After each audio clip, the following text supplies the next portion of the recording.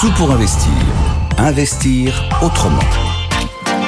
Et si vous participiez au financement de la transition agroécologique chez nous, en France, en aidant des agriculteurs et puis des agricultrices à s'installer, c'est le job, en tout cas la mission de Simon Bestel. Bonjour Simon. Bonjour. Vous êtes cofondateur de FEV, FEV pour Ferme en Vie, car oui, nos fermes, on aimerait qu'elles soient en vie, mais là elles sont plutôt mourantes. On va démarrer avec un chiffre qui illustre la crise que connaît le monde agricole, enfin la crise de transmission.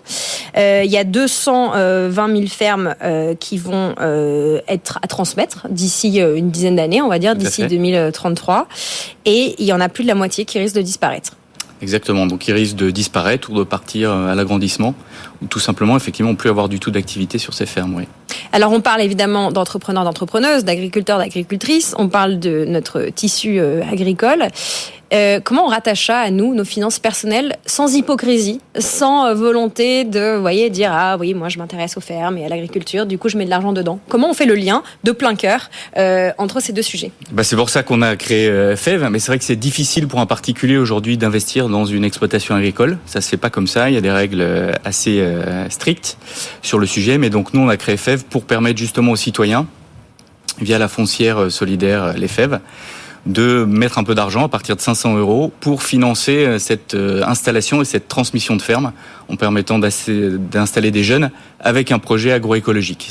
C'est la mission de FEV en fait. Voilà, le sous-jacent c'est d'aider des jeunes ou des reconvertis. Exactement. À s'installer avec cette logique écologique qu'on peut décrire. Qu'est-ce que ça veut dire de manière écologique ? Oui, l'agroécologie, il y a plusieurs volets, mais c'est à la fois la préservation des sols. On a des problèmes de fertilité des sols en France et dans d'autres pays du monde d'ailleurs.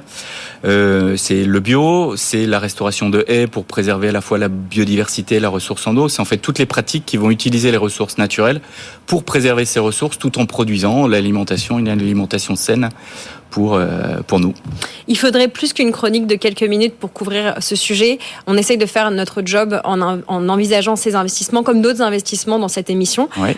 Évidemment, investir de manière utile, c'est intéressant. Investir de manière rentable, c'est souvent l'objectif. Défiscaliser peut faire partie, être la cerise sur le gâteau d'un investissement. Mais très concrètement, quand vous nous dites qu'on peut mettre à partir de 500 € dans le financement de projet d'une nouvelle ferme ou d'une installation, combien ça coûte de s'installer quand on est agriculteur, agricultrice? Ça coûte très cher en fait, on s'en rend pas compte, mais une ferme type à reprendre ou moyenne en France, ça va de 500 000 à 1 million d'euros. C'est une ferme moyenne, voilà. Parce qu'il y a du matériel, il y a des bâtiments, il y a du foncier, il y a potentiellement un cheptel. Donc c'est un très gros investissement et si on doit faire cet investissement plus conduire une transformation agroécologique, c'est quasiment infaisable pour un jeune qui souhaite s'installer. On a l'impression sur cette chaîne à BFM Business, on parle beaucoup d'entrepreneurs, au masculin, au féminin. Quand on est patron de start-up ou quand on est patron de PME, on est formé à la compta, on gère le recrutement, on gère ses locaux, on est un peu tout à la fois. Mais quand on est agriculteur, en fait, on est, en plus de devoir être tout ça, on est aussi dans sa ferme, dans ses exploitations, sur son terrain, auprès de ses cheptels ou auprès de ses forêts, de la vraie vie. Ouais, comment on fait ? On parle toujours d'une ferme avec un agriculteur. Comment on peut être un homme ou une femme instrument à gérer autant de sujets dans un monde en transition écologique, affecté par le dérèglement climatique et dans un pays qui visiblement finance ou gère assez moyennement son tissu agricole ? En fait, c'est une des raisons qui fait qu'on est allé vers une agriculture peu ou beaucoup moins vertueuse, c'est qu'on a du coup simplifié fortement le travail à faire, les assolements, le type de culture qu'on va faire. On a recours massivement à des intrants parce que ça simplifie le travail. Et c'est un des soucis, si on veut aller vers de l'agroécologie, il faut recomplexifier. Et donc recomplexifier, c'est potentiellement plus de gens dans les fermes, au champ, pour permettre de gérer ces nouveaux itinéraires techniques. C'est-à-dire plus de culture, plus d'associations de culture dans les exploitations. Donc c'est aussi une des missions de FEV. C'est sur une ferme, au lieu d'installer qu'un agriculteur, sur 200 hectares, on va peut-être en installer 2, 3, 4 qui vont avoir des activités complémentaires et pouvoir collaborer sur le site. Bon, on finit cette interview par un sujet strictement investissement. Vous proposez une solution d'investissement, peut-être même plus de diversification, assez peu risqueux, et en tout cas c'est ce que vous revendiquez. D'un point de vue financier, le produit que vous proposez, qu'est-ce que c'est ? En fait, c'est acheter des parts sociales de la foncière qu'on a créée qui offre une réduction d'impôt de 25%, donc c'est déjà assez intéressant. Le dispositif Madelin. Oui, exactement. Dispositif PME, en fait, c'est l'équivalent, parce qu'on a une foncière solidaire, en fait, qui a vraiment une activité pour le bien public, bien commun.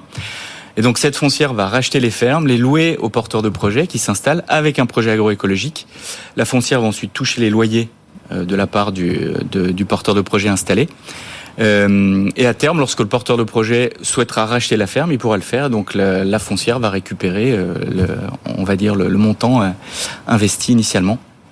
Un petit peu comme les taxis qui louent leur taxi avant de le racheter. C'est ça l'idée, c'est de mettre les pieds à l'étrier. Ça, c'est vraiment une mécanique de portage qui permet d'alléger fortement les charges initiales lors de l'installation des porteurs de projets, ce qui leur permet d'investir dans d'autres secteurs de leur exploitation, et en particulier l'agroécologie et le développement commercial. Merci beaucoup pour ce coup d'œil sur le financement de la transition agroécologique en France. Simon Bestel, cofondateur de FEV pour Ferme en Vie. Vous reviendrez nous parler de ce secteur. Avec et on salue les exploitants et les exploitantes qui nous regardent peut-être, qui nous écoutent en direct ou en rediffusion.